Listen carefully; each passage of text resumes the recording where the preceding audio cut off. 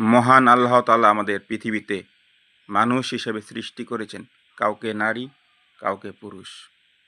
যেভাবেই সৃষ্টি করুক না কেন, তিনি আমাদের ভাগ্য নির্ধারণ করেই পৃথিবীতে পাঠিয়েছে। এটা আমিও জানি, আপনিও জানেন, সকলেই জানে। আজকে একটি দুর্ঘটনা ঘটেছে। আমরা মর্মাহত, আমরা শোকাহত। ঈদের চতুর্থ দিনেই দুর্ঘটনা।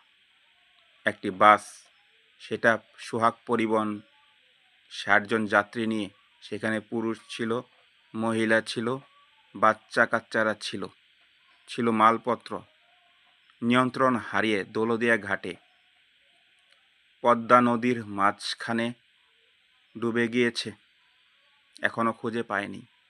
ফায়ার সার্ভিস এসেছে, ডুবুরিরা এসেছে, ঊর্ধ্বতন কর্মকর্তারা এসেছে, কিন্তু কেউ বেঁচে আছে কি বেঁচে নেই এখনও কেউ জানে না।